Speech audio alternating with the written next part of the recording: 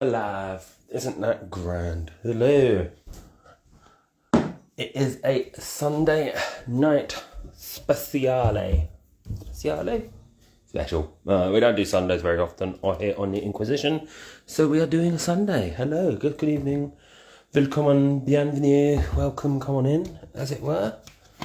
It is myself, Penchhammer, aka Casey, hosting tonight.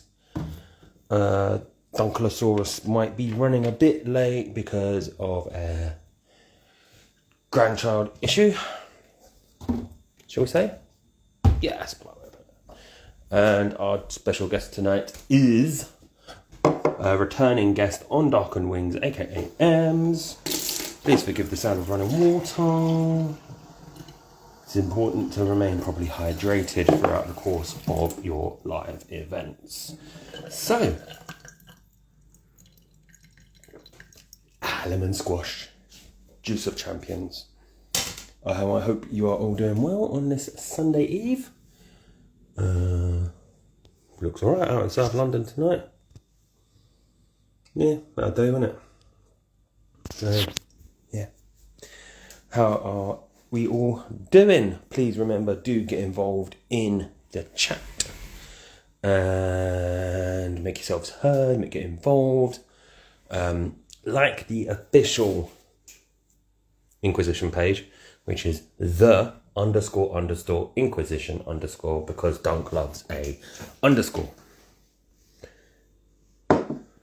And there we go. I am sitting down. My body is crumpled. I am ready to go. And I'm just going to sit here for a minute and stare at this. No, I'm not going to stare at it really like that. That's just creepy. Who wants to be creepy? This will all get hopefully edited out by our technical guru. I hope. Good evening, Rich. Thank you for joining. Good evening, ADH Minis. Thank you for joining. Good afternoon, Rich Best. Thank you for joining. Good afternoon, 5 Moon Hobbies. Thank you for joining. I am just sitting here waving at you. Like that. And actually pressing the wave button so it comes up on your screen and annoys you. Yeah. What a lovely, lovely day. Isn't it been absolute shite? I've been on a train all day and it's pissed down all day. Great fun. But good weekend overall. Palace still undefeated. And yes, I do like my Lego man. That's quality, Rich. Thank you very much for the graphics. As usual, you are a superstar. I have not yet shown it to the missus, though, because she hates Lego and everything to do with Lego. So let's not bring that one up quite yet. I secretly line up all my Lego Stormtroopers and she thinks they're going to get her. So that's why she hates everything to do with it. And then it doesn't help the boy does the same. I was painting some Uruk Hai the other night and he lined them up and scared the shit out of her. When her back was turned, she didn't realise they were all there. Even better because Everton beat the red shite. What, Brentford? Ha! No, joking. That was a cracking result midweek for Everton. You love to see Liverpool ball it. Absolutely great fun. And they're caving. It's spectacular.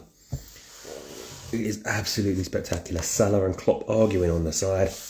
There you go. Tell everyone he's leaving halfway through the season thinking it'll G them all up. And instead they've just absolutely collapsed at the last. Great stuff. Shame Arsenal didn't today, but Tottenham, shit. I mean, I say that, they beat us every time, so I can't say they're too shit. But it's Tottenham. So, fuck them. So I do not know where my guest is yet. I would have assumed they'd be with us at some point. And as I've said earlier, unfortunately, Dunk's running a bit late. So it's just me. This isn't much of an Inquisition at all. This is just me boring you lot. Please don't get too bored. Because if you leave us and when everyone else turns up, I'll get the blame that we've got no audience. So, yeah, tell me in the chat what you're up to, how your weekend was, what you've been painting, what you've been doing, all of that malarkey. Good evening, Warpgate Studio Sam. Nice to see you. Thank you for joining in. I know you're a very, very busy man at this moment in time, so I appreciate you stopping by and saying hello. Always appreciated. Car keys in the back. No, these are my car keys, normal keys. Bit of Space Crusade. Oh, lovely. Yeah, all good down here, matey. All good down here. Hope you're packing up for your moves, going all right, and isn't too stressful as those things always are. I know how. Yeah. I'm going to start understanding all of that stuff properly soon. Need to consider whether or not I need to change my username because I won't be in Penge much longer. But we'll cross that bridge when we come to it. Currently paying 2k Heresy Night Lords. Right. I'm going to have a little bit of a chat about Night Lords, right? I don't get the hype of them. Edgy Batman and some dark blue boys. Yeah, Cambridge Hammer. Peterborough Hammer doesn't have the same ring to it. Cambridgeshire Hammer, maybe. Peter Hammer just sounds like a DIY guy comes around and builds your IKEA furniture for you, so I'm not going to use that. Borough Hammer just sounds weird as well, so let's not use that one.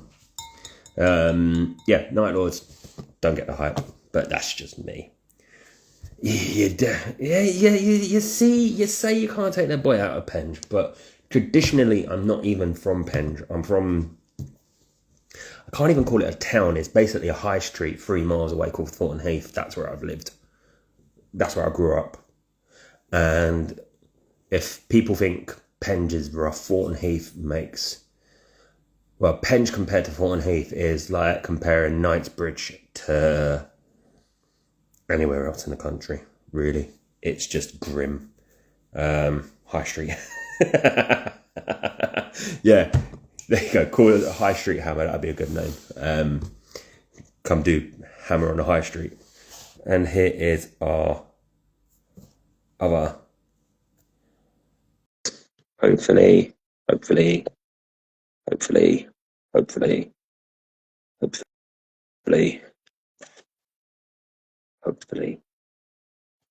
Right. It's saying twat. Now it's saying I've accepted your invite, but I'll tell you what I'm going to do. Right, I'm going to do this. I'm going to cancel you. I'm going to invite you that way, and let's see if that works. Yeah, just don't get no outdoors. You know what I used to like? The old colour of the Thousand Suns when it was dark blue, which was quite similar to the Night Lords, and then they made the Thousand Suns go light blue, and it looked shite. All right, Dunk appears to have quit. Let's see if I can invite the actual main channel. This should be interesting. French Hammer. What? Oi! Ooh. Is it? Are you on the actual main channel? Yeah, but I can only join chats. I can't host chats. That's fine. Because then yes, perfect. As long as we can get the main channel in somehow. So then if you host one night and I join in on main chat, yeah, perfect. We've got to work around. Yeah, but Absolute buzzing. Show your muscles. Yes, there we go. Let's add it. All right, put them away now, buff. how are you, man? How was Sunderland? It was all right yesterday. It was actually quite sunny up there. Took Sarah's dad for some breakfast for his birthday. Mooched around, took a long walk through a Victorian park, back to theirs, saw her family for a bit, bang up meal on the night, and then had time to turn around this morning and was on the way back. So proper flying visit. We got there late on Friday. But yeah, it was good overall. How about yourself? How was your weekend, sir? Oh, you forget how much energy a 4-year-old takes out of you and drains out of you. We've had Mirren. We've had Mirren all weekend. Yeah. But she's been good. Like, I'll try to get her to ride her bike today. She's get pedaling backwards for some mental reason. You've not even tried. And now she's Oscar. refusing to put, and now she's refusing to put a jammy top on. The joy of kids. Yeah, Oscar got it. went through Man. phase. We tried to get Oscar to ride a bike for a bit, and we had him on stabilizers. But again, he would only ride it backwards. I don't get what it is. It's like they don't want to put the effort into going forwards on it, and they think going backwards is easier. And it's like, no. That's not how it works. They're idiots, man. Like, come on, get that jammy top on you. There we go. Right, our guest has had an invite. Don't. The first 10 minutes of today has literally just been me sitting here chatting rubbish. What? I will mind my P's and Q's, knowing that. Is that your water you're drinking? Is that English water you're drinking? Nah, I do live in a Thames water area, so it's plausible. But no, it's lemon barley, so don't get too excited. Straight from the Thames, is it? Yeah, and the lemon's actually weak. So, You're yeah. stupid. You're stupid. I'm getting pure abuse here. I am getting pure abuse here.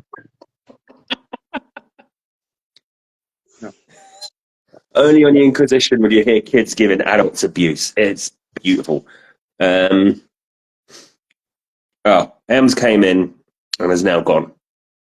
Maybe she heard me getting called a stupid bum. So, I mean, we'll just carry on Say chatting. hello to people. Hello. Hello. You all right? All right, bye. You can't hide down there. How are you? She's got that on back to front. That's round the wrong way, you clown. You have joined. Well, I can't see you. I can't hear you. I can see in the hosting thing, so we might have to reset because it's Instagram. Okay. Yay! Well, it was a good 10 minutes of me chatting rubbish. And the good news is, hang on. People can see, Rich can see everyone. Okay. So can Josh.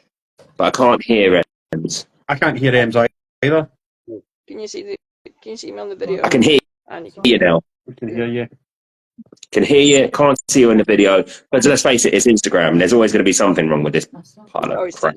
Do you want me to leave and then join again? No. Everyone else, all the guests can see you, and when we download it, it'll all be fine. It's just Instagram being Instagram, so do not sweat it at all. We are grand. Okay. You're a guest. You're a regular guest. You know the rubbish that we got to put up with every week. So what's one more week of putting up with rubbish? Right, but let's get going properly. So good evening. It is another episode of the Inquisition. We are welcoming back a return guest tonight of Ems, aka On Darkened Wings. Thank you very much for coming back and joining us again. We appreciate that. I apologise. I have a cold, so my voice is kind of like fucks. But don't worry about that. I mean, you got a Scottish bloke and a South London bloke, so you're probably the most normal one out of a lot of us, voice-wise. Don't give me that look, Dunk. Yeah, you got your mob complain they don't understand me, and my mob complain they don't understand anyone else. So we're grand. Yeah. 100%. Cool. So let's get cracking. First of all, in typical fashion, quick shout out to our currently 4 little groups that we're doing. So Boltstorm Wargaming Elite in Staffordshire, thanks to you. Elements of Power, great mini game coming out soon. Kickstarter to come, information will be given. Dave Hammer, who is doing a charity raffle for an autism charity based in Nottingham, who I can't remember the name of, but he's got a Lizardman army for AOS out there. And I can't remember the name of this one, Dunk, but it's Mike Moans' one. Yes. Autism awareness in Nottingham as well. It's the only autistic charity run by autistic people for autistic people. If you click on our stories and our links, Mike Moans is doing a prize giveaway. So for every £5 you donate, if you click the link, I'll post it back up after here as well. For every fiver that you donate, Mike will put you in his raffle draw, and when at the end of the month, he'll then do another 4 prizes to give away, and you'll also be entered into his main prize for the end of month that he does for his Patreons and for his Twitch followers. The prizes are absolutely amazing as well. We're already at 420 quid. So if anybody could throw anything, so for every fiver you throw in, so if you get fiver, you get one number, 10 or 2 numbers, and so on and so forth. Obviously, folks, it's totally up to yourselves. But even if we could raise a wee cheeky fiver or a tenner, then that would be many pennies worth to a worthwhile charity. Since it is Autism Month. Cool. Lovely. There we go. There's all our shout outs done for now. So thank you. Thank you for your patience tonight, everyone. And Ems, thank you for being patient with us while we got all of those out of the way. We're going to slim down and soon on that, so there won't be as many adverts ever again. Right. So, first of all, one of the big reasons we wanted to have you back on and chat to you is you are the Fallout guru that I talk to. You're big online with your Fallout mini painting, and it's an absolute great thing to see out there how it's come on from being just a computer game to now this big multimedia giant thing. Your stories recently, you've explained why you love Fallout, what it means to you, the fact that you've watched it with your mum as well. How have you taken, like, from start to finish, trying to be spoiler free, because I don't know how many of our guests, and I don't know if Dunk's finished it yet. Fuck it, if people haven't watched it by now, then it's going to be spoiler heavy, because I want to chat about Fallout. But it's going to be spoilers, folks. So, fuck yous.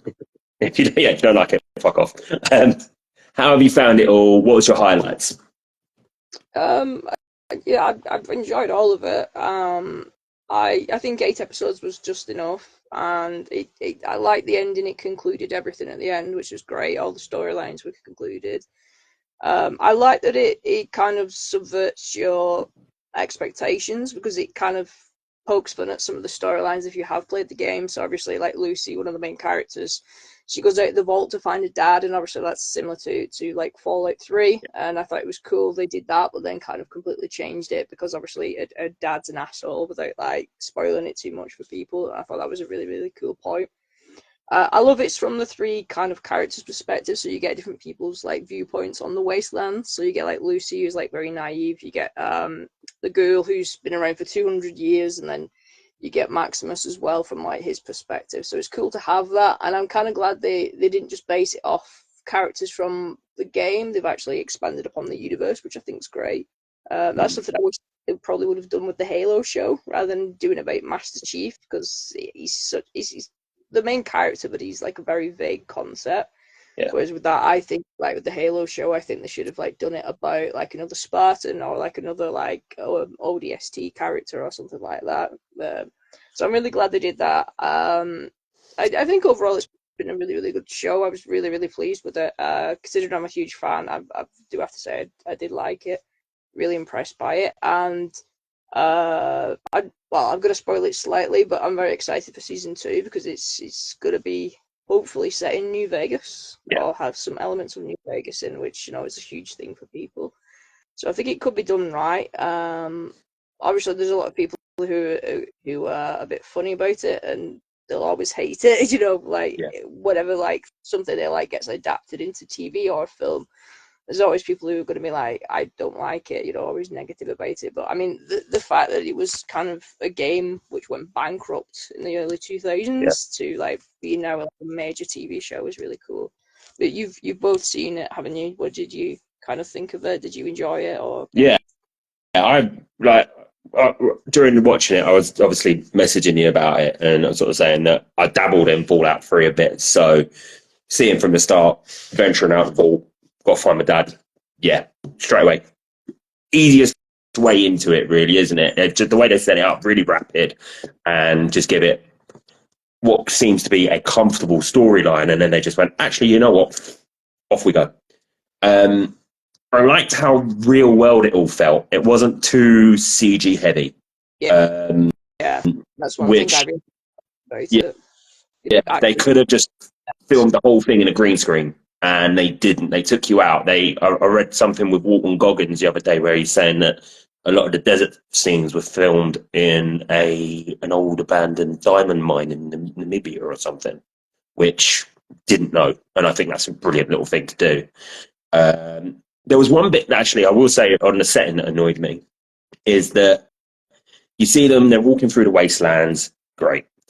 And I can't remember what episode it was, but it was the one where they were crossing the bridge, and they were shouting across the bridge, "Have you got guns? Yeah, you got guns. Yeah, right. Well, let's just cross." And it was all. It played into Lucy's naivety about the setting. Oh, yeah. But what took me out of it was that everywhere's a wasteland for the vast amount of episodes, and there's desert, and it's battered. You see LAX in ruins in the background, and it's sunny. It was quite sunny a lot of the time, and then the next minute they're crossing this bridge, and it was filmed on like an overcast day, and it just felt, pacing wise for me, it just sort of judded a little. It was obviously filmed on some abandoned railway around the back of nowhere in LA or something, I don't know, but it just felt like a little bit of you've ripped it too much out of the environment and then shoved it back in within pretty quick. But that's just a minor complaint. I was thinking about that one today. Apart from that, I have to say, I think it's the best computer game adaptation of anything I've seen. I haven't watched Halo because I found out they unmasked Master Chief, which for me is a big, big deal. You don't do that. Yeah, you never see him in the computer games. Why should you see him in a TV?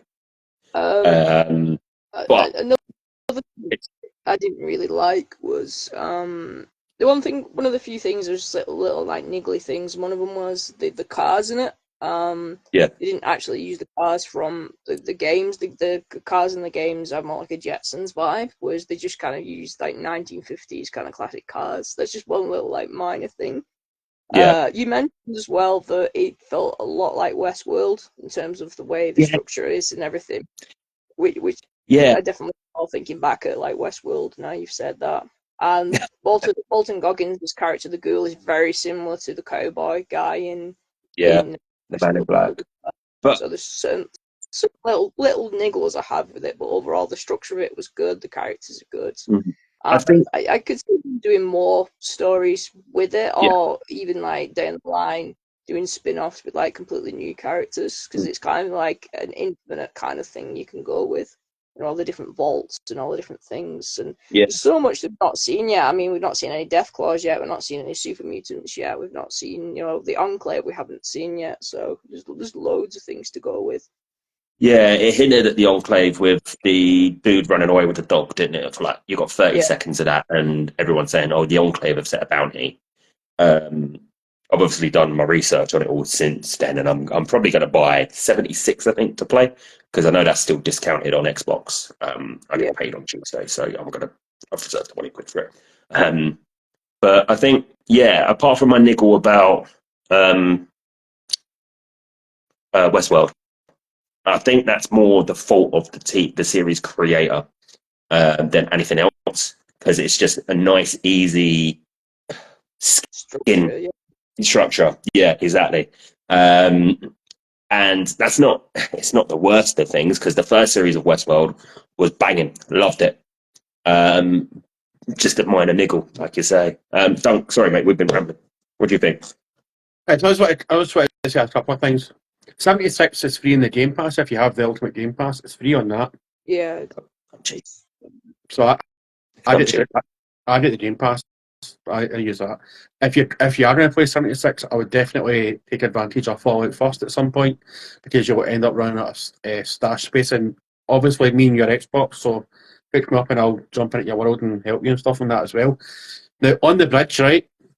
I understand what you're saying about the bridge, but I think that was a deliberate move, because as you say, it was all sunshine and rainbows, and I think that was the turning point for her, it was going from sunshine and rainbows and everybody's nice to seeing the bad in everybody, because up until then she didn't have that. Obviously, she didn't have a really good wedding night, or the day after our wedding, but I think up until then everything was sunshine and rainbows for her, until that bridge crossing, and I think that's when her character really started to to develop more. So I don't think it was because I think it was maybe because it was a cloudy day, unlike when you watch Independence Day where Will Smith is walking through the desert and there's no clouds, and then it zooms in on him and there's clouds behind him. I think that was more of a deliberate kind of subtle, her moving her character slightly going to a darker place. Because her character did go to a few dark places, I felt in it. I actually loved it. I liked the wee nods to the game where like purified water and you've seen a wee Pit Boy and you've seen one of the wee bobbleheads as well. And I thought it was pretty much a kind of heroes go here, they end up meeting up. It was a very safe play by numbers. But as soon as like I seen that was her dad, he's always a baddie in things. So it was like he's obviously a baddie. Like there was no surprise that he was an actual bad guy. I think it'll be interesting when Walter Rodden's character, the Ghoul, and him meet up again because obviously they know each other from like the past. But I enjoyed it. There was a lot of cameos, like, and I did laugh at. I thought Michael Rappaport's part when he was playing Titan or Titus was hilarious. Just like it's like when you meet your first Deathclaw and you go, oh fuck, and you're running away. Me and Luke were laughing at that bit, and John's like, why are you laughing at that? Because when you're playing a game and you come across an enemy that's way too strong, you are running away going fuck. I thought that was quite funny. But yeah, like I'm looking forward to season 2. Like as like how else can you do a cowboy though? Do you know what I mean? Like that's the difficulty because if you do a cowboy, like you could say that the cowboy, the Joe was kind of like the black cow, the black cowboy in Westworld. But you can also say that was kind of similar to how Yul Brynner played it in the Westworld film as well. Do you know what I mean? It's going to be hard to kind of portray an original cowboy as well. And because he was an actor as well as in that film, in that whole universe where the girl was a cowboy actor, it's going to be hard to kind of bring an originality. Because even if you watch The Mandalorian, he's a cowboy. Do you know what I mean? It's John Wayne's grandson that plays the Mandalorian in the armor. You know what I mean as well. So yeah, I understand what people are saying about Westworld, and I actually thought all the way through Westworld that Anthony Hopkins was going to turn and go, this was all just a simulation. I was waiting for that forever. I was like, no, he's definitely not dead. There's no way Anthony Hopkins is dead in this. Yeah. I mean, sorry, go on. Like the Vault-Tec storyline, how they went to the past and gave context to who Vault-Tec are and like how the world ended, and it's kind of implied that they may have had like a hand in causing the war, so they could make money from it and like restart the world in their own image, like that Illuminati conspiracy in like the real world about them like destroying the world to remake it in their own image. That was really, really cool. And I love the scene where they're all around the desk and it's like Dr. Strangelove. To like there's quite a few references to other films, which is cool, isn't it? And all sat around the table, and when they're kind of discussing it, and that's really cool because there was loads of Easter eggs in that part with the characters. So you had Mr. House in there he's in Fallout New Vegas. He's like the main like antagonist of that, and I hope he's going to be in New Vegas. But the TV show is set like 35-40 years after New Vegas, so it'll be interesting to kind of see where they go from there in the timeline and things. So yeah, and I really like the storyline with her brother going back to the vault. I didn't think they were going to do that, but that was really good, and he's a really good character in it. Played a brother. Yeah. I thought, like you say, the moment they left the vault, that's it. They've left the vault. But actually going in and seeing him unveil the conspiracy behind it all from that side really helped it out too. Because if it was just everything was above land and they unveiled it as it was, I don't think it would have had the same impact without him messing around in the vault too. And like you say, I think was it Fallout 1 where there was the vault full of like super mutants? They mentioned that. Yeah. And one of the guys around the table was like, oh yeah, we could just get a vault and pump it full of gas and turn everyone into super soldiers or something. And just little, like you say, little bits like that really sort of make the difference to it, don't they? And I know, like Luke was telling me about some of the different vaults, but I think in one of the vaults there was they had to vote for a new Yeah. overseer every 180 days, and it was robots that said if you don't, then somebody will die. And it turns out that was just a test, and by the time they realised it was a test, it was too late. Yeah. Yeah, it's the vaults are really interesting. There's some really like messed up ones. There's some where They're not there's like a turned off. vault full of, it's just like a vault with like one woman in, and then the rest of them are like men, and then there's vaults with like one man in, the rest of them are women. There's like Yeah. really weird like experiments and stuff like that, which is really interesting. There was the I looked it up as well afterwards. There was the Penny Arcade comic that there was just one guy locked in a vault full of puppets or something, and just gradually how he started driving himself crazy, just living through the puppets and stuff. And as the chat saying, vaults with clones of Gary and just the madness of it all. It seems like such a great concept that they could properly plug into and go with. And like everyone, like we've said so far, it would just be really good to see how they do in the next series of it and go from there. Keeping with the theme of Fallout and moving on to something else. Obviously, you're on your race to 20k, which we fully endorse and support. But you've been posting up a lot of your Fallout minis recently as well. How have you found all of those, and how has that helped sort of, I think, bring Fallout more to the fore for everyone? Yes. So I've had a lot of people like interested in the tabletop game. Mhm. So I did a YouTube video about it recently, and I did quite well. And so there's this tabletop game which is called Fallout Wasteland Warfare that came out in about 2017, and that's still going strong now. That's like a tabletop skirmish game, and that's got a lot of like expansions out now. So if you're into the video games, even if you've just watched the television show, there's a lot of like cool characters. So there's different factions. So you've got like the Vault-Tec kind of people in the jumpsuits. There's super mutants. There's like references to like New Vegas and things like that. The game, like the tabletop skirmish game, is pretty good as well. And you can play AI, so you can actually do it solo if you want to. Oh. Or you can play it between like two people and then have like additional like AI kind of characters if you want to. So they have different like actions. So that's a really cool game. And then they do have from the same people who do that, there's a Fallout like role playing game as well, like a D&D type of game. There's like a bunch of miniatures out as well. And even if you don't want to play the game, they're quite fun to paint up. Yeah. They were originally made out of like resin, so they were a little bit brittle, not the best, but they've got better, gradually got better. And some of the newer sets now are like more like Warhammer, which I've talked about. So they've been like multi-part sets, and they're really cool. And there's like loads of different like options for them, so it's really good. It's not obviously one of the cheapest games, so never complain about Warhammer being expensive, but at least with this, tabletop game, you don't have to, constantly keep changing your army for it to stay relevant. So once you just have your models, you've got your models then.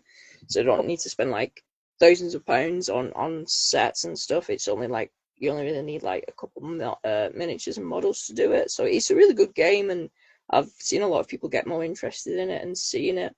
And it's really fun as well for me I like building dioramas around it. So I have like a Vault-Tec 3D printed, it's like a vault. And then I've got like loads of signs, Coca-Cola signs. I have a Red Rocket diner as well I need to get out.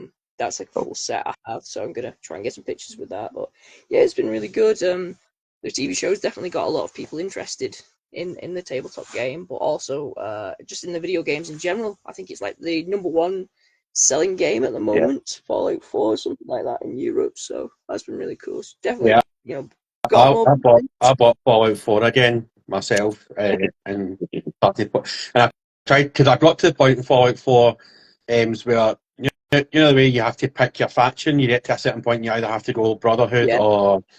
I ended up playing, I think Dark Souls 3 came out at that point, and I just started playing Dark Souls 3. And so I kind of just started a brand new playthrough. I quite like Fallout 4. I know some people don't like it, but I do like it. I liked it brought the synthetic people into it. And I also like the Brotherhood of Steel kind of seem more as assholes in that one. Up until that point, they've kind of been more like seen as the goodies to some extent. And this time in Fallout 4, we actually see they aren't as good as they think. And that's one of the things that really kind of draws me to follow it, is there's a lot of like morally grey kind of things with it. And that's the interesting thing with the show as well. Like all the characters are, very complicated people, and I think that's something that always kind of drew me to it, as well as the dark humor as well. I think the show really captured that, and that's one of the things I really like about Fallout. Is there's a lot of dark humor and a lot of like anti-capitalist kind of remarks, and it's very much like a piss take of like American culture and stuff like that. So a lot of layers to it, I think. Yeah, and I mean, coming from outside the series, I mean, I always remember when you buy the box art for everything was always one of the power armor suits. Like it was always a big deal. You'd always see them on one of the covers of the games. So not knowing much, when they rocked up as the Brotherhood of Steel, I was like, these must be like some of the good guys. And it was the fact that after the Michael Rappaport bit, where he's sitting there, it's like, they send you out there, they're looking for shit, and you get a fucking toaster oven. Do you know what a toaster oven does? And you're like, oh shit, okay, so these guys are just twats looking for anything that's remotely electrical. It sort of really hit home that, like, I suppose like a 40k setting, no, everyone's ambiguous. There is no actual good guy, so to speak. That's what I really liked about it. With your, I was actually going to ask about the minis as well, and you've sort of highlighted there that they're resin, they've gone multi-part recently, and obviously that's going to appeal to a lot of the newer players coming in. For someone that's been, it's been like such a big deal for them. Like, I suppose like Star Wars for Donk, and to an extent myself, Star Wars was always a massive thing when I was a kid for me. Do you feel that since the show, that the more people that are interested in it, it's a good thing for Fallout in general? Because obviously people are looking at Warhammer and the Amazon deal there, and all the TV show stuff and whatever's going to come out of that. Do you feel that it's no one's really gatekeeping it? It's a case of, please come and join us. This is what we like. This is sick. Get involved. Or is it a case of some people are like, no, this is mine. I've been playing this since the PC. Fuck off. There is kind of there's people who like play the original games who hate the fact that they remade it with Bethesda. There's always those kind of hardcore people, but yeah. I think the fact that if something you enjoy can still be made and still be created, and like new stuff come out of it, and to be honest, at least the IP has been done with justice. Like Fallout 3 was really good. And even like the TV series is good. I mean, 76 obviously isn't the best of games, but at least they have treated the IP with respect, and I think it's a good thing. But there's always going to be people who try and gatekeep stuff and like only want people to enjoy their hobbies in the very specific way. And it's good to be passionate about something, but I think that sometimes you got to think just go out the house and have a walk, just calm down, and it's not that serious. I mean, at least they've done it justice compared to like say Star Wars. Some of the Star Wars stuff wasn't the best, like the with Rey and stuff that wasn't the best. But yeah, I think they've done it justice, and I think it's good. And I think it's good there's more people enjoying it. It means that they might probably make more games sooner, but there's always going to be people that are not happy. No matter what happens, they're always going to have to find the negatives in things they enjoy, which I think is sad. I think it's with any franchise that either has a reboot or gets renewed or has a crossover, nobody likes it. So, like, if you look at probably the best example would be Predator versus Alien. I love those films. Apart from AVP 2, which was shit, but AVP, the first one, was fucking brilliant. I like that whole, like, they built the pyramids for it and used Earth as a kind of sacrificial world to train their soldiers up and all that stuff. And then if you look at like the new Terminator films, they're pretty brutal, but people defend them to the hilt. I think just as we get older, we want to have it the way we would have it. And I think to a certain extent, you kind of seen that with Henry Cavill with The Witcher. He wasn't happy with how that was going.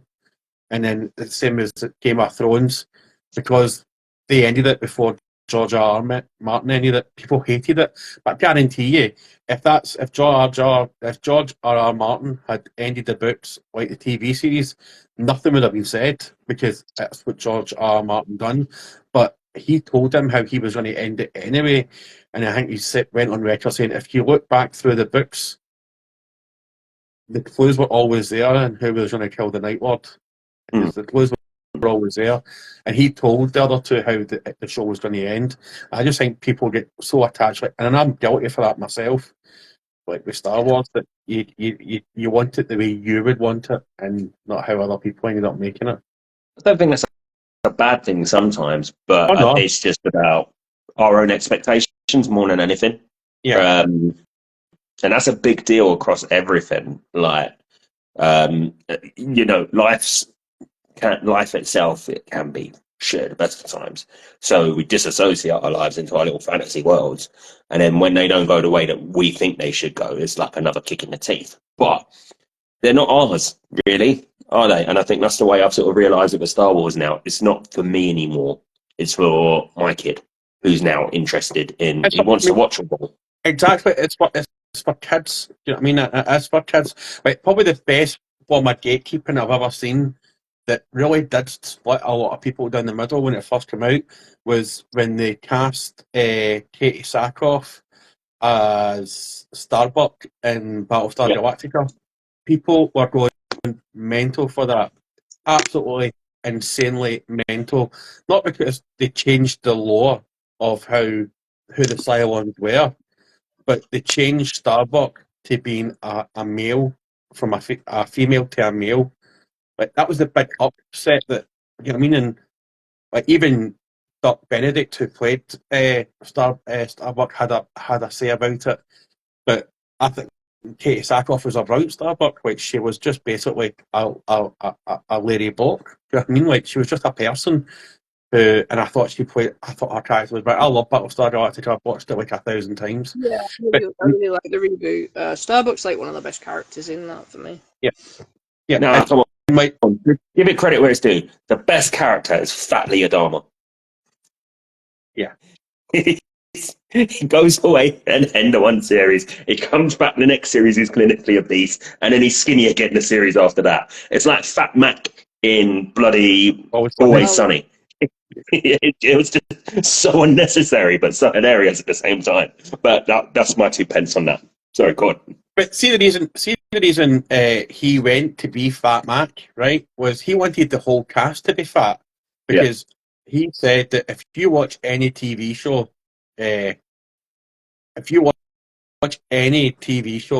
halfway through their budgets increased, the cast get better looking, the makeup gets better. So he wanted to do the opposite of that and became fat. Gus, man, like the new Battlestar Galactica is brilliant. You know what I mean? And they're doing another one now as well. But see with the original they're doing another one. But see with the 80s Battlestar Galactica, the Cylons were a race of lizards, people who fought another race of people that side and the humans sided with this other race, and this other race were wiped out, and then that's why the Cylons started attacking the humans because the robots were. Anyway, but people went mental when Starbuck was cast as a woman, which is brilliant. Which is funny, like because I thought she was a brilliant character. Deep lore. We always come at you with deep lore on this chat show, and now what that means is that when Hillary Clinton actually gets unveiled as a lizard person, we are going to have to fight alongside the lizard people, and then the lizard people are actually going to become silent. So really, Battlestar Galactica is real life. There you go. You heard it here first. Oh, it is 100% real life. So we have to learn from our mistakes of the past. Don't come after me, FBI. Yeah, my views are my own, not that of the Inquisition. So it's actually quite a cool little segue on to quite a big topic at the moment. And it's come up in everywhere. Everyone's now chatting about V in the chat, and I think we might have actually mentioned V before Ems, if I'm right. Did we bring that up? I years ago. It's pretty good show. That was they remade that, and I remember watching it. But I remember I was watching the '80s one at the same time, and it was just a bit. Couldn't watch them both together, and it blew my mind. But yeah, we'll segue onto this quick because it's a hobby chat as well, and you know, female custodies. Got to bring it up, I suppose. Yeah. I don't give a shit personally. Muscle mummies, what's a good deal? But what's your view on it all? I think it's like I'm personally not that bothered by it. I think it's not as everyone kind of like has it as this two-sided thing where people are like either super woke and it's like, oh yeah, all for it, and on the opposite side is like everyone's like angry and pissed off. But I think it's just like kind of varying degrees. Like I think there's some people who just aren't asked and it's not going to affect the hobby. Some people think it's positive. There's some people who are kind of mildly annoyed with the retconning, and then you just get the people who are just having like a mental health crisis over something which was leaked.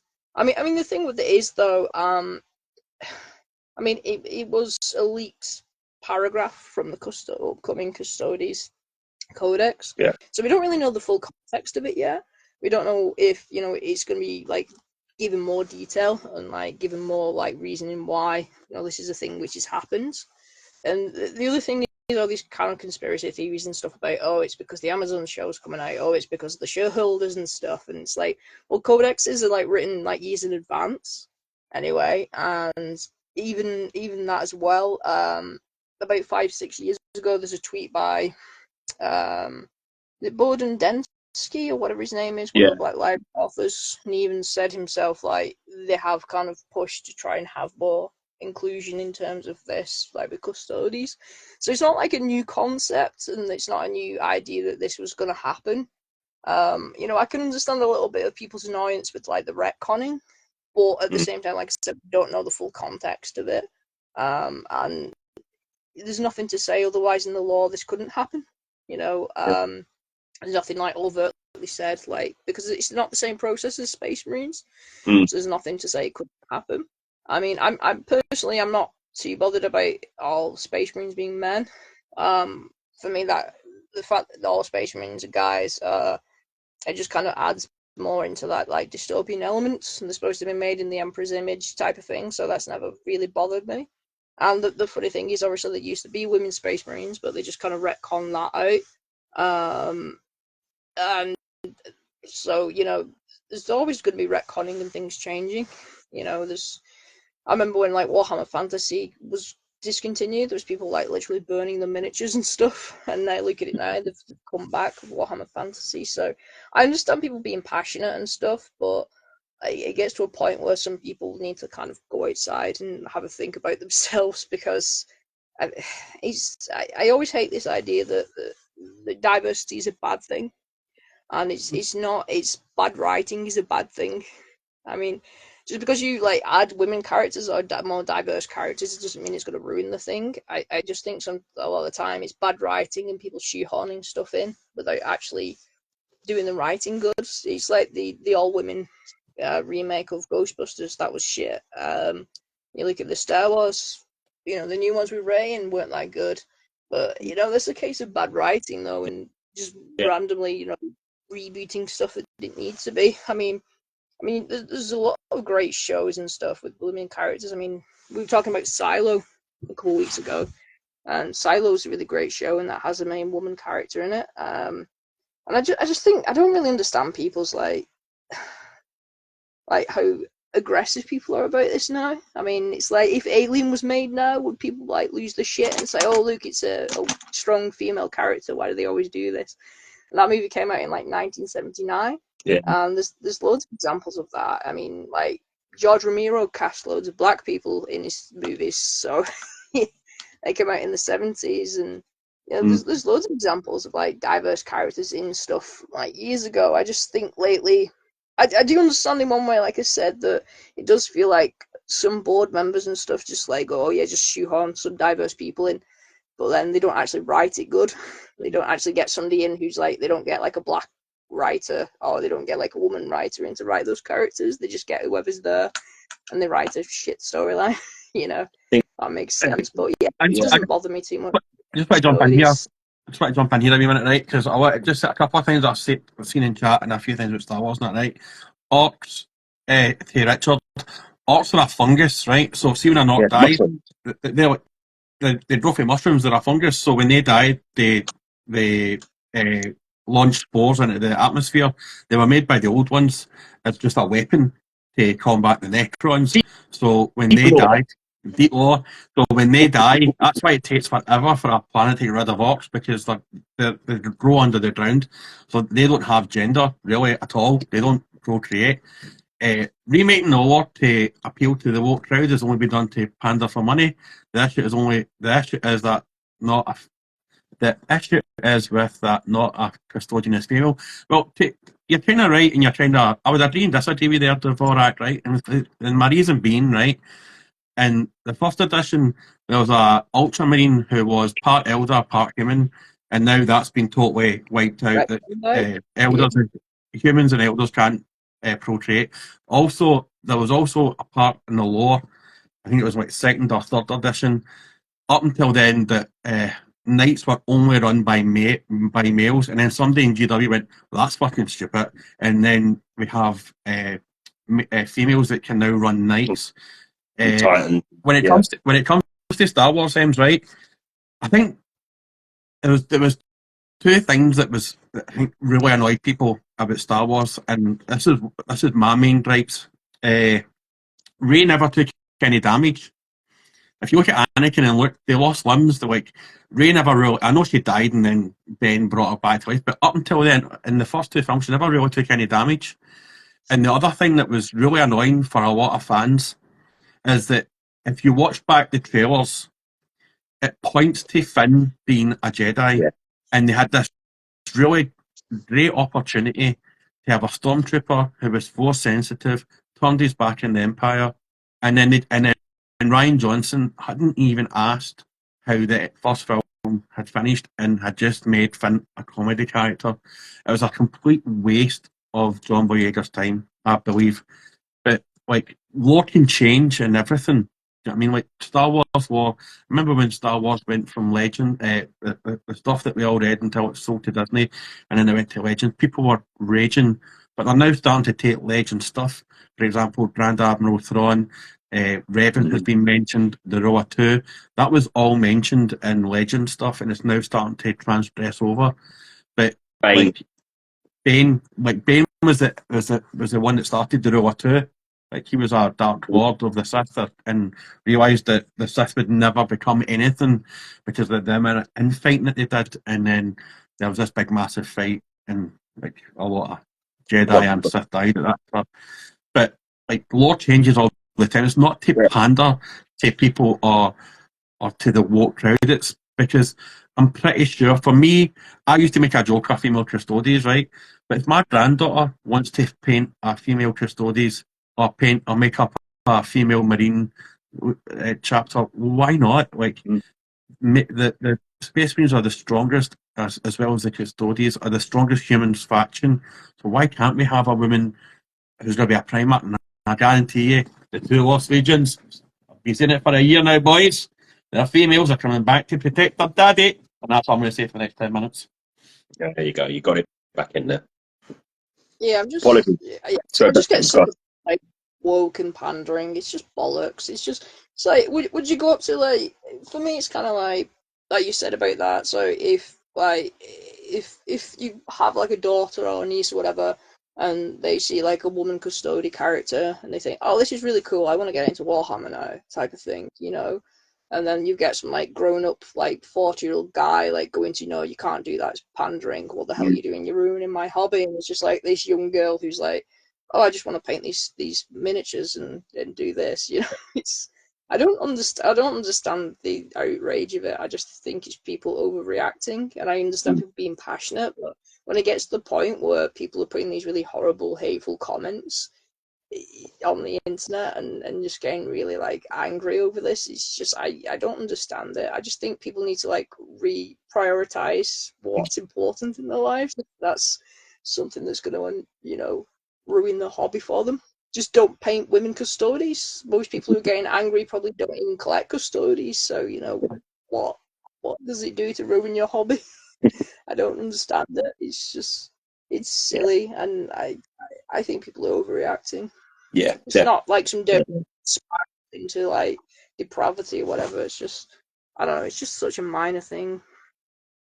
yeah. I I think think, I actually, think, I think, I think the reason that, sorry, Casey, I think the other reason that they're in it, they're putting females into more powerful positions in Warhammer is it's a change of the times. When Warhammer first started, I'm going to throw my reputation in line here. It was made for men. Like it wasn't. No, I guarantee you there wasn't a single thought, "Oh, girls get involved in this." It was all for like wee geeky boys. You know what I mean? It's like Star Wars was written for teenagers and youngsters. Like that's what George Lucas had in mind. Like that's what he had in mind. And I'm pretty sure that when this was sold to Amazon, Amazon probably had to say, "Well, we need more strong female characters." When we do need that, I know you can say, "Oh, the Sisters of Battle," but a Sister of Battle can't take on a Space Marine or a Custodian.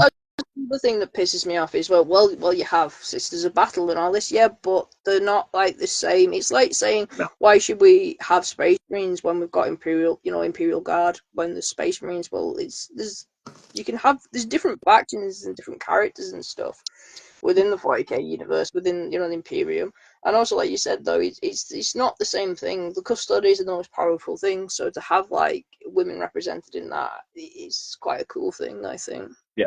It's not the and that's same as before. I think that's always an important thing, isn't it? We always sit there when we're painting, when we're modelling, when we're building, we're doing whatever, and it's always in your head. You're thinking, "Rule of cool, what looks good?"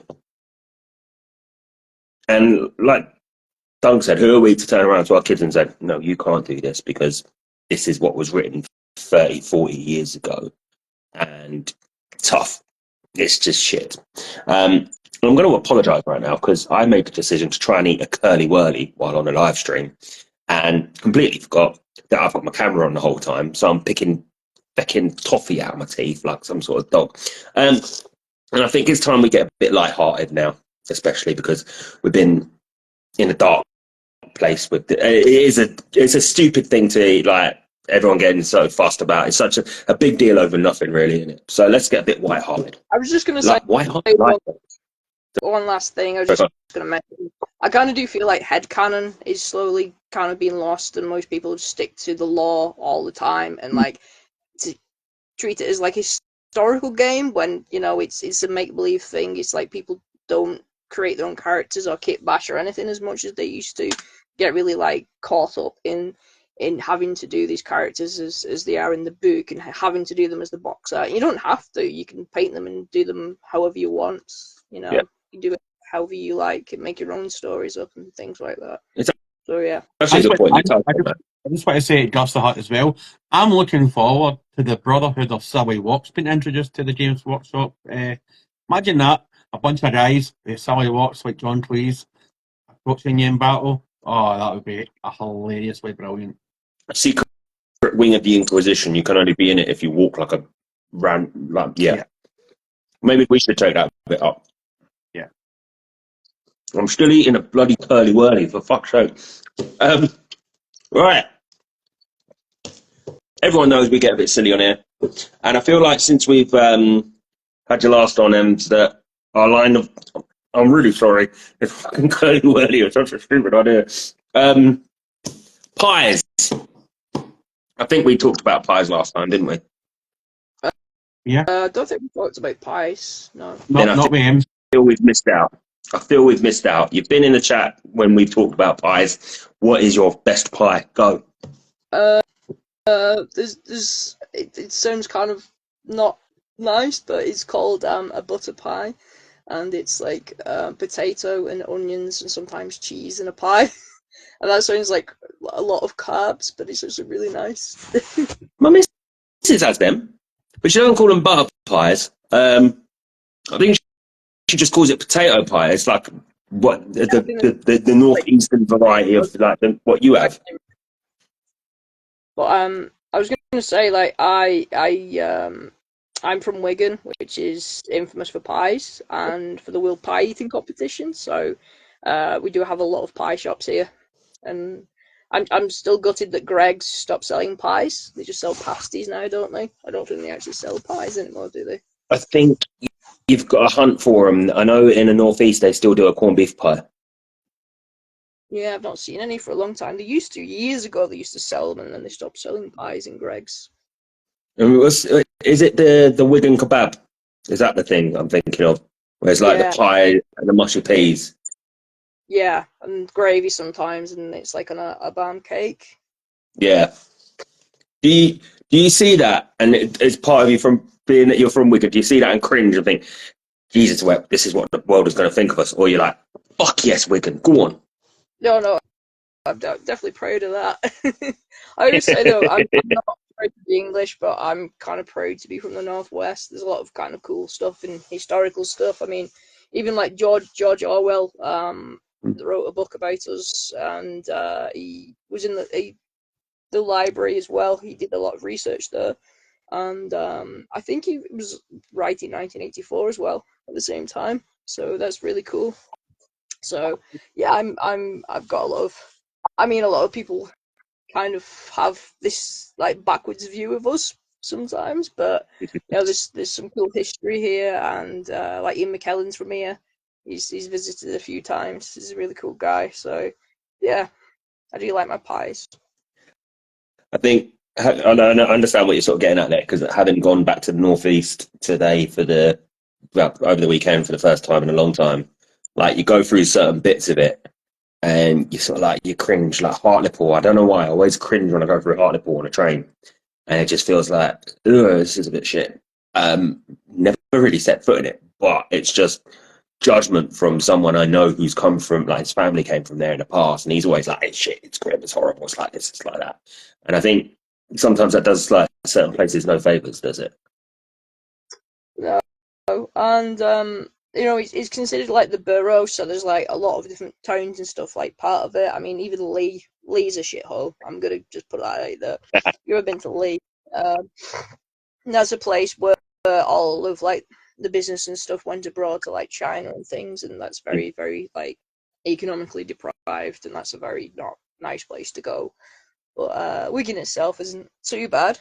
I mean, like you said, there's a lot of cool history stuff like from here, and yeah. And with obviously moving on from pies to other bits and bobs, we talked before about horror films and your love for horror films and all of that sort of stuff. I can't remember the name of it. It's something 666. I can't remember what it's called. It's got, I can't even think of the actors in it. Don't try to help me out here. It's like big on you. It's been big on like, you know what? I'll have to come back to this one. Let's forget this one because I can't think of the bloody thing, and I don't want to sound like an idiot trying to bash my brain after I've just picked a fucking curly whirly out of my teeth. Don't ask a question. Go. I'm chatting. Rubbish. Oh, I'm just gonna say on the topic of horror, myself and Cat and Rabbit Scale Models, sort of brainstorming doing a podcast, sort of similar to this, where we like review horror films and paint at the same time, and might be doing like a watch party thing with that. So that's kind of in the works. So yeah, that should be cool. Would you say that Event Horizon is a 40k film? Yeah, definitely. I think it is. It's like going through the warp, and they get like affected by chaos. I think it's a 40k film, definitely. There's definitely some Slanesh stuff going on in Event Horizon, but 100% running on. You and that captain's log. Oh, that captain's log. Oh, probably a fly in the wall there. So, if you could, Rebel Moon, I watched the second part of that the other day, and I was like, oh, fuck. It was like 90 minutes of fucking Zack Snyder's slow-mos and 10% action. Have you watched part 2 yourself, folks? I've not. No. I've seen either of them. I need to though, just to see how they are. No, don't subject yourself to them. Like the first one came on, and everyone on the chats and on their stories like, oh, this feels like a bit of a 40k film. This feels like. I watched it and it was an utter pile of shit. I'm really sorry. If people are out there when they want to watch it, I'm going to crap all over it now, and I apologise. But also, fuck it. It's the worst version of the Magnificent Seven I have ever fucking seen. Here we go. You don't need it in 2 parts either. What's been the best? What's been the best version of the Magnificent Seven you've ever seen? So the original, really, if we're talking about it, you've got to go back to the Seven Samurai by Kurosawa, which is, even though it's black and white, it's fucking brilliant. The Hollywood version of it, the first one, solid. Neil Brenner? And yeah, Neil Brenner, Steve McQueen, all of them. And you know what? A Bug's Life. Yes, someone else understands. I was going to say fucking A Bug's Life as well. You fucking English bastard, honestly. You stole my thunder there. You two, well, Colin, you can get away with it because you're Northern Irish, but, you bastard, man, you fucking stole my thunder. No, just the most, it slips under the radar. The Bug's Life is just the Magnificent Seven. Fucking my camera's up here. But also, the most recent remake of Magnificent Seven was pretty solid as well, with Denzel and Chris Pratt and that. Yeah. But A Bug's Life, man, that is the ultimate Magnificent Seven film, man, honestly.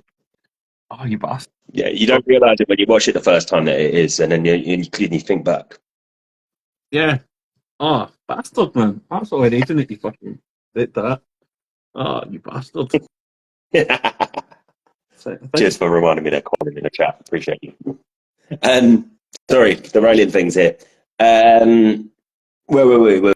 We're talking. Actually, I'm going to go back to it. Your horror story watch along with Rob idea thing. Keep us in the loop with that, because that sounds pretty solid. Yeah, that'd be pretty good. Yeah, and we were thinking maybe of getting some guests on eventually, because there's quite a few people within the community who do like horror as well. So we could do like a 40k themed horror one maybe someday, like do a Event Horizon type thing. So, but I'm not watching it. not like telling what like a watch along, but like maybe talk about the movie, Oh, yeah. Yeah. Because there's quite a lot of films on YouTube for free, a lot of horror stuff which hasn't been taken down, a lot of really good B movies on there, so that might be You can't beat a good B movie. Like, and I'll tell you what, some of the recommendations you've made, Ems, like to put me on like stuff I've never seen before and stuff. Keep coming with them, like love it. Yeah, Late Night with the Devil is a very good one.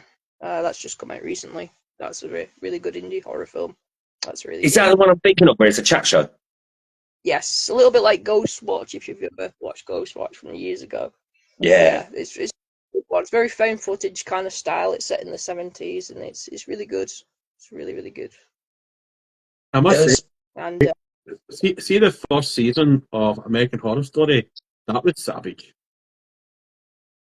it is. It's very brutal. The Hotel series is probably one of the most like brutal ones. So I finished that a couple months ago. That was really really good. It's probably one of the most comprehensive ones. I mean, American Horror Story in general, always goes off on weird tangents, and like it doesn't always conclude properly. But the Hotel one's really good in my opinion. That's the one with Lady Gaga in it, isn't it? Yeah, she's actually really, really good in it. To be honest, I like the first one because it kind of gave you a different twist on the ghosts, where when the daughter says, "Oh, ghosts can make themselves invisible to other ghosts." I thought that's brilliant. That's absolutely brilliant. I really liked that. But the first one was like brilliant. It was just so weird, and I did like Hotel. I never finished Hotel, but I did like Hotel as well. But I never finished it though. I need to go back to that actually.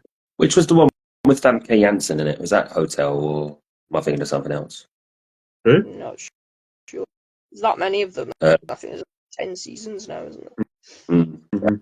Famke Janssen played the Russian one in Goldeneye. I don't think I watched Goldeneye. Fuck off, Dunk. No. The I don't think I Fall did. of the Heights of Usher is good as well.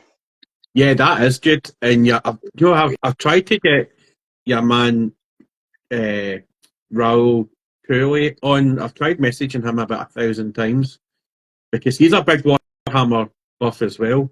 He's right into his Warhammer because the first thing I watched him on was iZombie, which was a good kind of TV comedy zombie show. That kind of song, yeah. Yeah, I've tried to get Raoul. I've tried to message Raoul a few times on both Twitter and Instagram, but he's never responded to me. Like, Oh, that fella. Yeah. The new Captain Titus dude. Yeah. yeah. He is a big, I think he's an Ultramarines fan, but he's a Liverpool fan Yeah. as well. He's a big Liverpool fan. Oh, no, don't have him on then. We've got enough Liverpool fans in the chat. I don't need any more of them.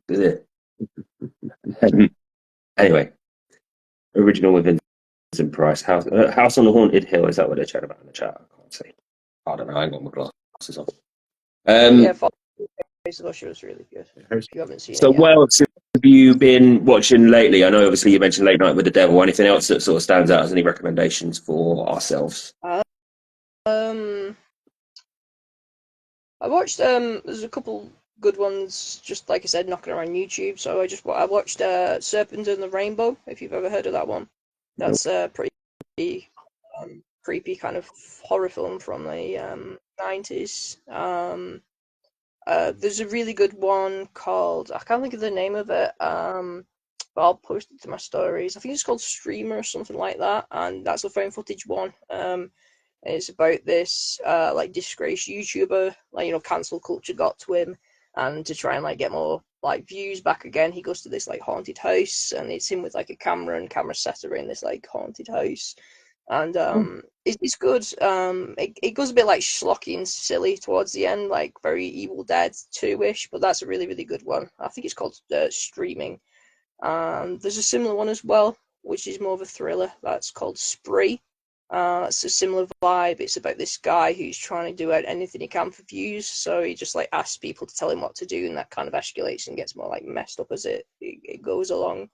That's a really good one. But yeah, I do really like found footage type of films. I'm really excited for the last of the X trilogy. If you've not seen that, there's X and Pearl. The last one's called Maxine. They're really good. Oh yeah. That's especially Pearl. Pearl's really weird. Such a strange film, but really good. If you've not seen those yet, I really recommend watching those. But it's a good year for horror. Love Lies Bleeding was quite good. The Kristen Stewart film. That was pretty good. It's a good year for films. I still need to watch Dune Part 2 though, but that's coming on streaming services soon, I think. Yeah, I think so. You can you can buy and rent it now on Prime, I think, if you're that way inclined. But I think at the moment that's a bit of a mistake. Yeah, I could just put my pirate hat on and do it other ways, but which I usually do. But yeah, again, too many streaming services now. They're all getting greedy, so I go back to pirating and buy physical media. Again, FBI, if you are watching, we don't do that. But yeah, it is a bit. I think it's such a silly little thing to say out loud, right? But my little lad was so excited, like with Mario and Barbie last year, and it just seemed to take forever for streaming services to pick them up because it was just like they were on there for ages, but you had to pay for them, and then it was like nearly a good year until like Now TV or something got it, and it was just like you lot are just taking the mickey there a bit. Yeah, I just don't enjoy going to cinema now. Well, I don't enjoy it. Let's plug into that for a second. You don't enjoy going to the cinema. Why is that? Well, I just don't enjoy it now. Like, I think the last film that I seen that I actually enjoyed in the cinema was Quiet Place. Yeah. I just don't enjoy going to the cinema. I went and seen what do you call it? That nuclear that Sally Murphy one. But that was like I just don't enjoy going to cinema now. I'd rather just sit at the house and watch it in the old IPTV, which I do have FPI if you're watching. I don't give a fuck. Come at my house if you want. I live beside Casey in London. No, I can't afford that in London. That's the problem. Ems, I think that's something that's worth tapping into as well. Like, obviously being a big film buff, are you still quite cinema centric, or are you just like, fuck it, I'll just stay indoors as donkeys?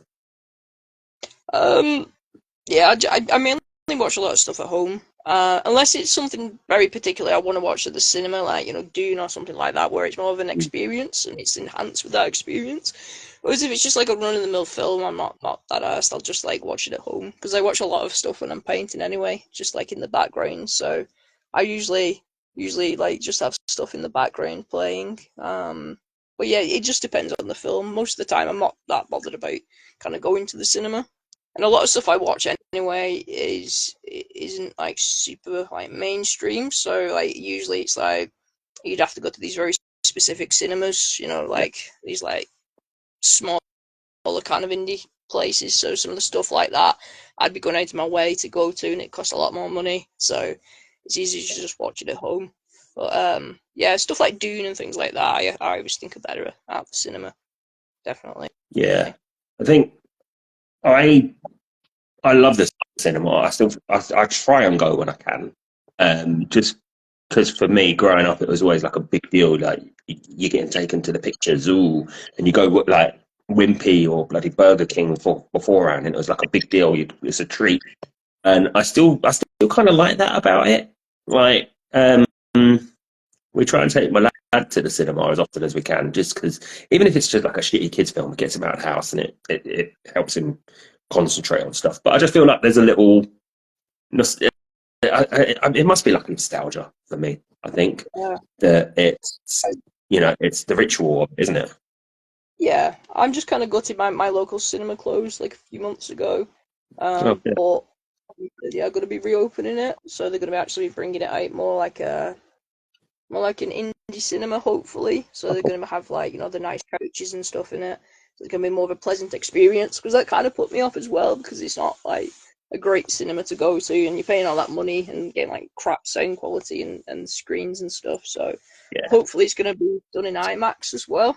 So that'll be cool. I probably will go more, if that's the case, if they do the cinema up locally and it's easier to get to. So yeah, that'll be cool to look forward to, hopefully. And it'd be cool if they do. I think more places need to do old films, like show Alien or show like other films again. I think more people would go then. So most people don't care; they just like streaming at home now, don't they? Yeah. So I think they need more like things like that going on to get more people to go. And I'd definitely go if they started showing old films like that. Yeah. I would go to pictures if they like did like The Thing or Escape from New York or things like that. I would definitely probably go to cinema to see that. But I think there's just been no films that have actually enticed me to go to the pictures, to be honest with you. Like, obviously, A Quiet Place was good for that experience. You had the surround sound, you can hear anything in the pictures. But there's just nothing that comes out just now that makes me want to go and see it, to be honest with you. And I think that's what it is. Like, I wanted Exactly. to go and see it soon, but I ended up way bored then in the end. Yeah, Rich Inferno Miniatures said in the chat that his local cinema did RoboCop a little while ago, like the original. Yeah, I love RoboCop. Yeah, Great and film. even to the point that they had the original trailers on before it. I went to see last year. Yeah, last year on Alien Day, I went to my girlfriend actually bought me a ticket, and we went and saw Aliens in Sunderland, which was cool because it's one of those films that I'd always have in the back of my mind, like I want to see that on a big screen. And I know we're again a bit spoiled down here in London. There's like a really big independent cinema called the Prince Charles, and they're always running old stuff. They do Q&As and all sorts. They get some really niche films on. I should make an effort to go to it at some point properly. But yeah, I think what was it? They had a couple of them recently because like Alien Day, they showed Alien on. But more and more are starting to get into that sort of retro thing. I think some of the bigger chains, because it will just get people coming back in. So yeah. How do you feel then on just sort of like with both? I suppose this is a question for both of you really, because you're both sort of hitting the nail on the head where on the same reasons as to why you don't really fancy the cinema much anymore. Apart from the experience of it, does nothing really sort of leap out and think, yeah, I'll go see that just as like a one-off thing. Like Napoleon. I tell you what, Napoleon was one I wanted to go and see in the cinema. I'm gutted because it was shit. But there's anything now and again just sort of to come up and like tickle your fancy a little bit. Like, maybe. Not really at the moment. I think, like I said, I hope Maxine will be on at the cinema. I think that might be big enough for it to be on. So that's something I would look forward to. That's something I would go to the cinema for. But nothing at the moment really stands out for me where I'm like, oh, I really want to go out my way and go to the next town over and go and sit and watch it. I don't think at the moment. Right, I'm rattling one of my rants here, right? Because this is what I do, right? And Put 50p in it. here we go, right? It just seems as though all films just now are just fucking Marvel pictures or comic book films. And Yeah, I'm not not a the big, big. I'm not a big, like, there's no films that entice me to go and watch them, like Fight Club or Shawshank Redemption or Gladiator or any like good, like, there's been no big epic war films that came out recently. I mean, it just seems to be all Marvel comic book films, and I know that's what's selling. You know what I mean? And Disney owns everything, but yeah, like probably probably one of the best war films I've seen in a long time was an Australian film called Danger Close, and it's based in the Vietnam War. There's not a lot of people know that the Australians and New Zealanders actually fought in the Vietnam War as well, and it's based off a true story and the guy's life experience, kind of similar to Platoon. And it's probably the most realistic war film that's been out for a long, long time. Like, I think if All Quiet in the Western Front had come out in the cinema, I'd have went to the cinema to see that. Like, come out on Netflix. Is it good, the remake? Yeah, it's very good. Yeah, I enjoyed it, and like I really loved both versions of All Quiet on the Western Front. Again, even as silly as it was, the one with John Boy Walton in it, I enjoyed that. It was good. It's very hard. I do think I was going to say, I just think like television has become better than cinema at the moment. Like, you know, it used to always be like seen as the lesser thing, but now like you get big actors in it, you get a lot of money pumped into it, and you get all these big kind of streaming services. And like Fallout, that was like a huge thing, and that's, you know, television series. They did actually screen the first 2 episodes actually at a cinema, and that would be a cool thing if they actually streamed more like TV episodes at the cinema. That'd be cool, wouldn't it? You know, like once a week, just to have like an episode. That'd be quite a cool thing as well. I did go to the cinema once to go and see the final of Love Island many, many, many years ago. I went to the cinema. Bro, I know. this is one of those streams where I have nothing but disdain for you for most of it. I didn't even like Love Island at the time. I was just told I was going with the missus, like, and that was that. I was told I was going. I hated every single minute I've been in there, but now I appreciate Love Island for what it is. But like, I just feel as though all films just now are Marvel films, and it just seems like are comic book films. And maybe it's because I'm getting old, but I just don't. Nothing tickles my fancy. I didn't even fancy going and seeing Napoleon. Mm. You know what I mean? Fair enough. Yeah, and I know that sometimes that they've changed all the rules around the Oscars as well, haven't they? Like, it used to. That it had to be shown, like films had to be shown at a certain amount of cinemas to get in, but because they're doing all the streaming stuff now, they've had to amend it all, haven't they? Yeah. I can't stand the Oscars. It's all just like a boys' club anyway. That, I mean, it's just there's better films than the stuff that gets shown at the Oscars. It's just. I'm going to disagree with you there in the strongest of terms. I wouldn't say that the Oscars is a boys' club. The Oscars is a paedophile ring. Jesus Christ.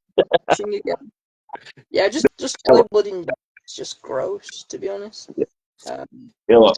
Yeah. Fuck it, FBI come for us. What are you going to do? But you know what, saying that, you touched on it, that if they showed more TV shows in the cinema, maybe it'd like spike your interest a bit more. And this is such a weird one to say out loud, but, and again, I've just appreciated Dunk's honesty earlier. I've actually gone to the cinema sometimes with the lad when it is just 10 episodes of something like Hey Dougie back to back, just to get him out of the house. I know that I can stick Hey Dougie on the house for free, but it was such a good way to start off a kid's journey into the cinema.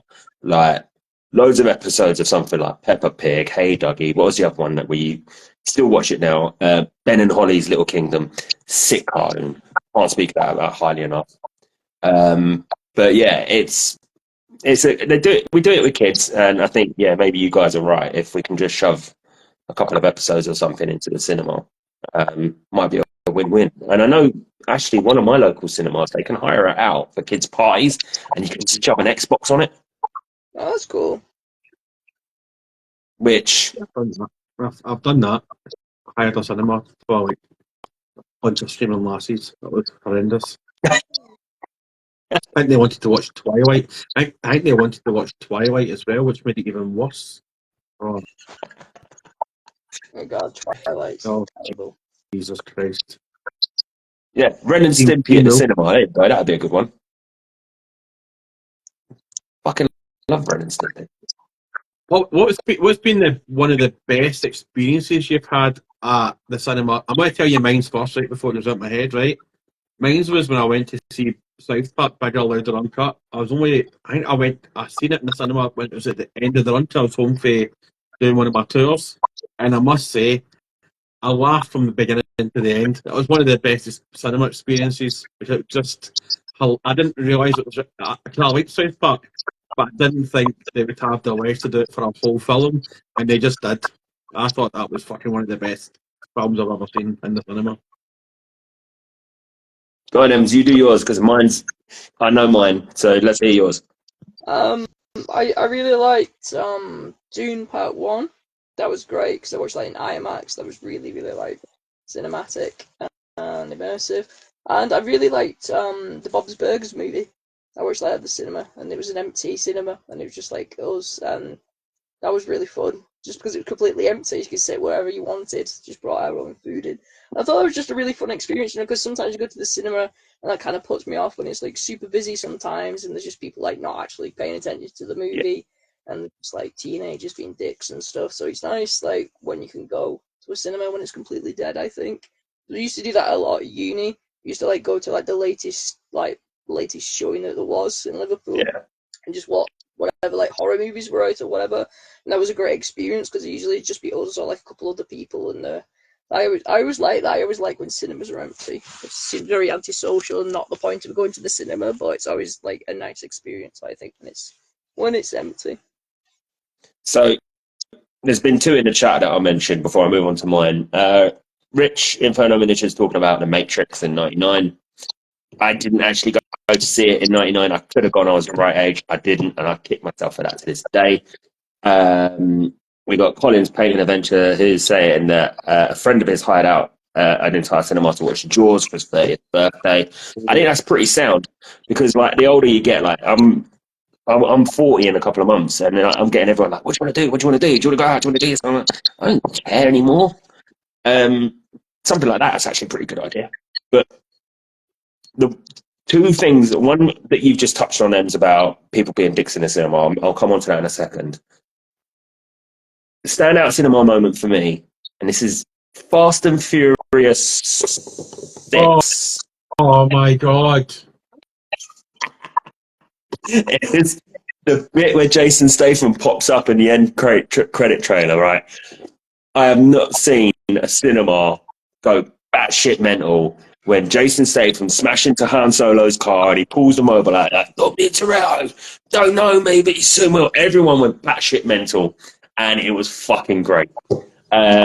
Apart from that, moving on to what Em said about people being dicks in the cinema and stuff, the one I go to now if I watch anything is in a basement, and that instantly kills off anyone being able to use their mobiles or anything. So no one's got their phones out.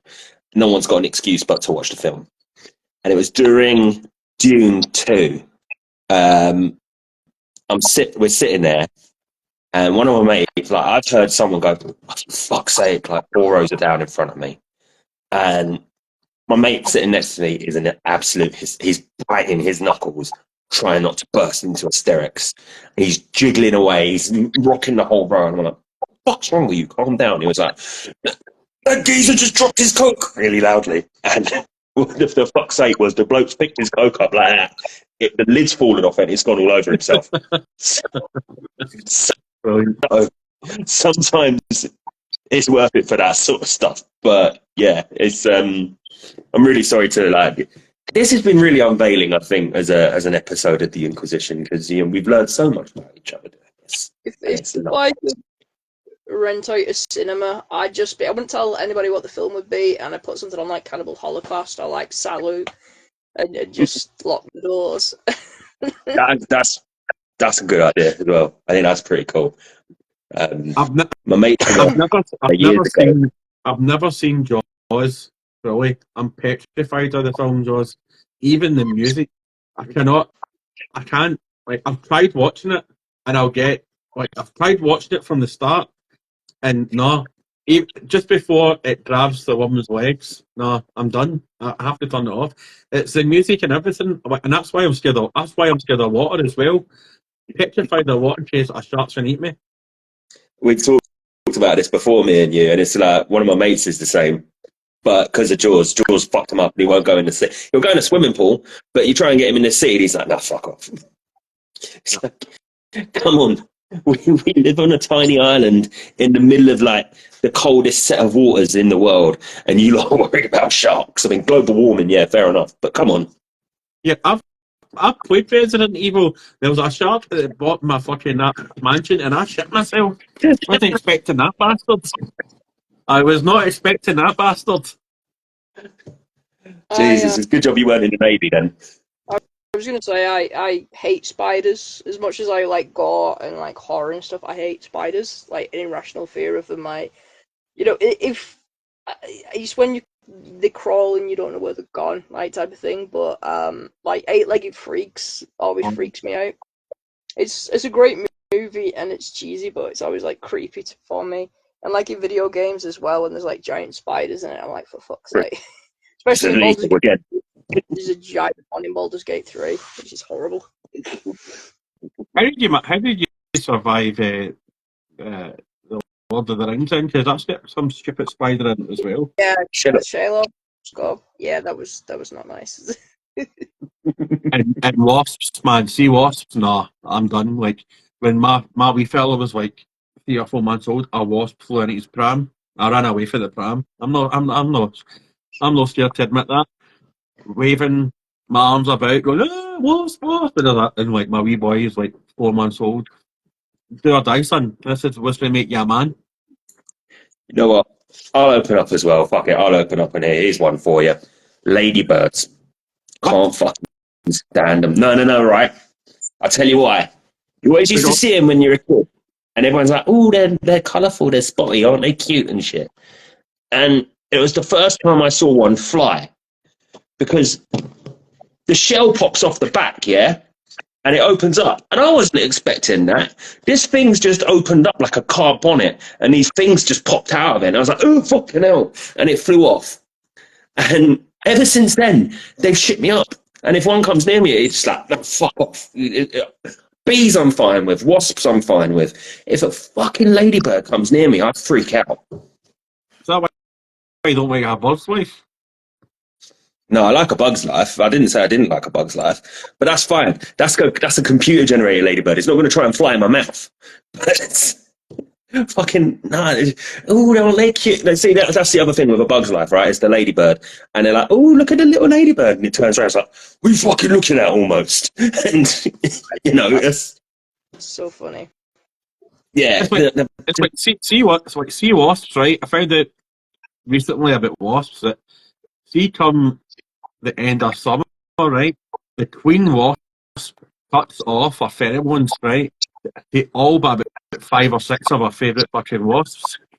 And then the rest of them all have meetings and then they decide to go and fucking start stinging babies and chasing me about fucking Ireland.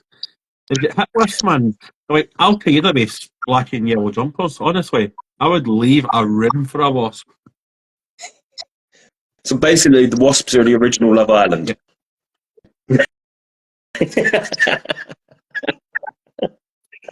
And if a shark and a wasp was to make a hybrid, oh, that would just end me.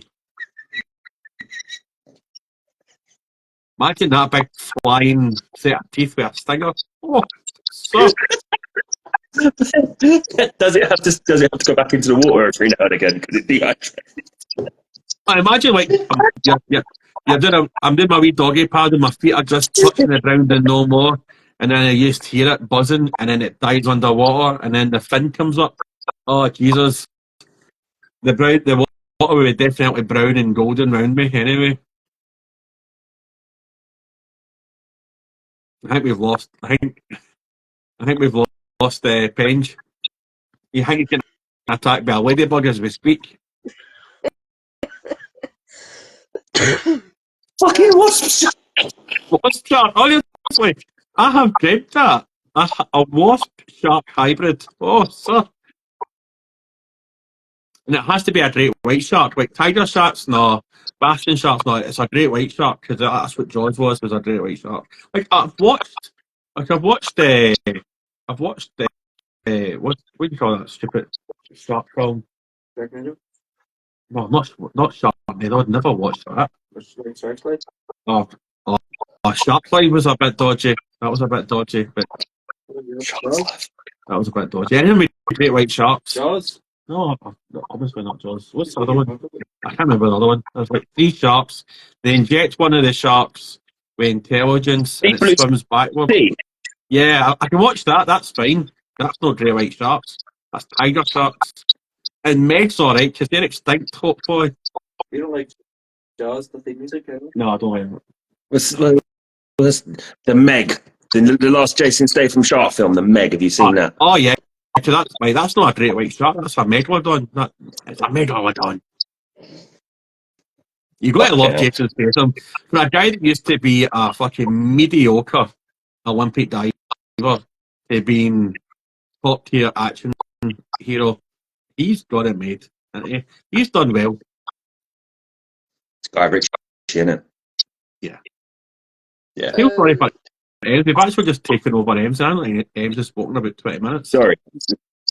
All right. We're terrible hosts tonight. I apologise for that. The Gentleman's really good. The series by Guy Yeah, Ritchie. that was brilliant. See, I was going to come on to that, actually. It's funnily enough, when we just said Guy Ritchie, I've popped into that. I don't think this is brilliant. You think, what stood out for you guys in it? The guy in the chicken costume just sold it to me, and just the way it's a Guy Ritchie thing. You know what I mean? It's just like how it's like Lock, Stock, and Snatch. It's just the way he writes it, and just the way it's done. I like that. He did a pretty good Scouse accent. The guy in it who's from Spaced and Simon Pegg. Sarah Fenowitz. Yeah, he actually did quite a good Scouse accent in that. I was surprised, when some people try and do that accent, it just sounds fucking terrible, but it was good. Yeah, there was a lot of twists in it. I liked how I love that one where it was the guy and he comes completely naked with the shotgun or rifle, whatever. That was a great scene. That was brilliant. The old lord with the Tommy gun, he just starts shooting up the place and then dies, gets a heart attack or something. That was brilliant. Just a lot of random stuff that just happens in it that comes out of left field, which I really like with it. It's really good.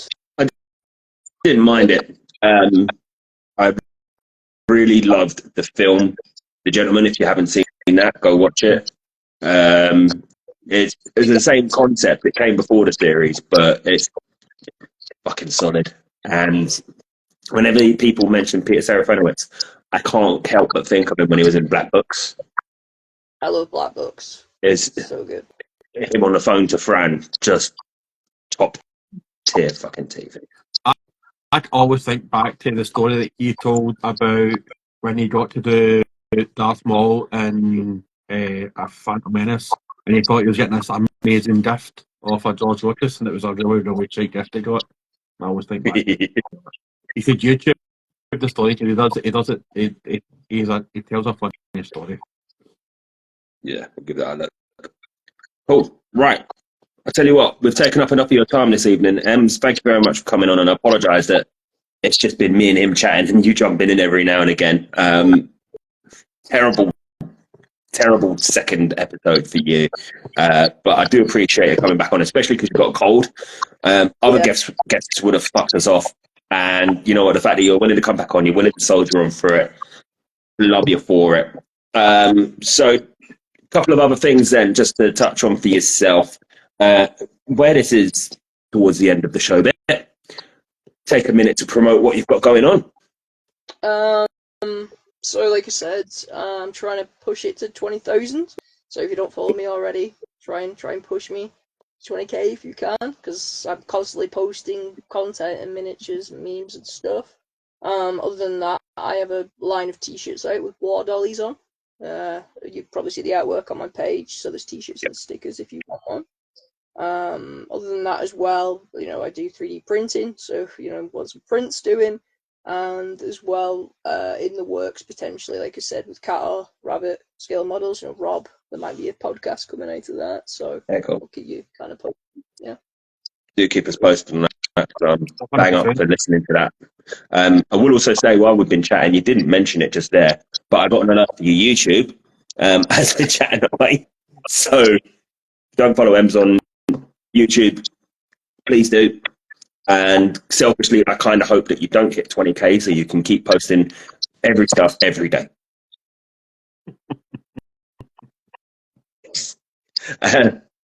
Right, Dunk, last thoughts from yourself, sir. In the words of the late great Jerry Springer, be kind to yourselves and each other. Ooh, he's been very thought-provoking tonight, isn't he? And cool, nothing from myself. Thank you for coming on tonight, everyone. Much love to you all, much appreciation to you all. You'll be glad to know we can get the official channel in on this now, just as a guest. So myself and Dunk will take turns being on our own channel and the official one as we go until the official one allows us to actually stream as from there, because Instagram's a dick. And we will see you Wednesday for Crispy. Peachy ×2. So another second return guest, and hopefully it just doesn't become the Duncan Casey show with Pete in the background. But if it does, that'd be quite funny as well, wouldn't it? Yeah. We'll ask him about Sharp Wasps. What's his views on it? Cool. Right. Right. I'll let you all go tonight then. Guys, thank you very much. We'll catch you all soon. Take care. Love you all. Bye. Stay away from ladybirds and flying shark wasps.